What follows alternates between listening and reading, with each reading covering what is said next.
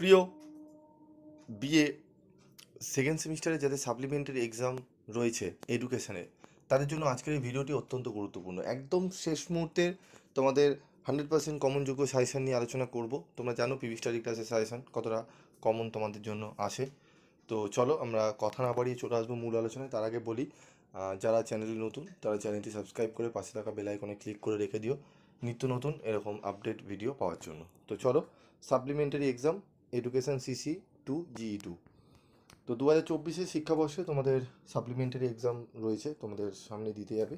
তো যে প্রশ্নটি পড়বে এডুকেশনে, প্রথম প্রশ্ন সেটি হচ্ছে মনোবিজ্ঞানের সংজ্ঞা দাও। তো গুরুত্ব আলোচনা করো, এই প্রশ্নটি ভালো করে পড়তে হবে। এর সাথে যেটি পড়তে হবে, এরিকসনের মনোসামাজিক তত্ত্বটি বিশ্লেষণ করো। গিলফোর্ডের বুদ্ধি তত্ত্বটির নাম লেখো, শিক্ষাগত তাৎপর্য উল্লেখ করে তত্ত্বটি ব্যাখ্যা করো। বান্দুরা সামাজিক শিখন তত্ত্ব বলতে কী বোঝো? সংক্ষেপে বান্দুরা সামাজিক শিখন তত্ত্বটি আলোচনা করো। তারপর দেখো প্রশ্ন, বিস্মৃতি কাকে বলে? বিস্মৃতির কারণগুলি কী কী? কীভাবে স্মৃতিকে উন্নত করা যায়? স্পিয়ারম্যানের বুদ্ধির তত্ত্বটি সংক্ষেপে বর্ণনা করো। এই তত্ত্বের শিক্ষাগত তাৎপর্য উল্লেখ করো। শিক্ষা মনোবিজ্ঞানের পরিধি লেখো। মোস্ট ইম্পর্টেন্ট প্রশ্ন। গুরুত্ব, শিক্ষা মনোবিজ্ঞানের গুরুত্ব এবং পরিধি গুরুত্বপূর্ণ খুবই প্রশ্ন, এটি ভালো করে তোমাদের পড়তে হবে কিন্তু। তারপর সঙ্গে পড়তে হবে স্মৃতি কী, স্মরণ প্রক্রিয়াটি ব্যাখ্যা করো। স্মৃতির উন্নতি কি ঘটানো সম্ভব? তারপর দেখো প্রাচীন অনুবর্তন এবং অপারেন্ট অনুবর্তন তত্ত্বের পার্থক্যগুলি উল্লেখ করো। এই প্রশ্নগুলো যদি ভালো করে তোমরা করে যাও, আমি আশা করি তোমরা 3টে 10 নম্বরের প্রশ্ন কমন পেয়ে যাবে এই 9টি প্রশ্ন যদি পড়ে যাও।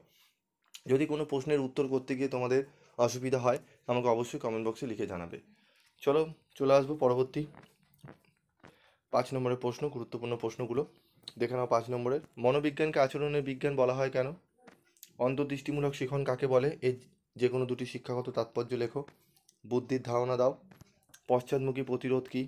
বুদ্ধির অভিক্ষার ব্যবহারগুলি লেখো। তারপর দেখো বিস্মরণের কারণগুলি কী কী?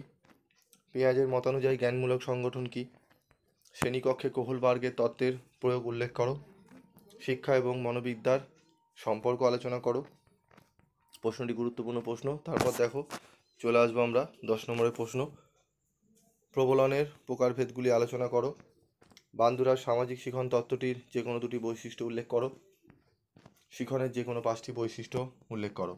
এখানে 5 নম্বরে আমি তোমাদের 12টি প্রশ্ন রেখেছি। এই 12টি প্রশ্ন ভালো করে গেলে আশা করি তোমরা মিনিমাম 4টে 5 নম্বরের প্রশ্ন 100% কমন পাবে। তাই 4টে 5 নম্বর এবং 3টে 10 নম্বরে কমন পেতে যে প্রশ্নগুলো বললাম খুব ভালো করে যাও। এবং তোমাদের কিন্তু আমি প্রিভিয়াস ভিডিওতে 2 নম্বরের কোশ্চেন, 10টা কোশ্চেন খুব গুরুত্বপূর্ণ প্রশ্ন যেগুলো আসার মতো সেরকম প্রশ্ন এবং উত্তর নিয়ে আলোচনা করে দিয়েছি, এবং পিডিএফ নোটস তোমরা কীভাবে পাবে সেটিও বলে দিয়েছি। তো অবশ্যই সেই ভিডিওটি দেখবে, সেই ভিডিওর লিঙ্ক তোমরা এই ভিডিও ডেসক্রিপশন বক্সে পেয়ে যাবে। আজকের মতো ভিডিওটি শেষ করব, দেখা হবে পরবর্তী ভিডিওতে। সকলে ভালো থাকবে, সুস্থ থাকবে এবং অবশ্যই পিভি স্টাডি ক্লাসের সঙ্গে যুক্ত থাকবে।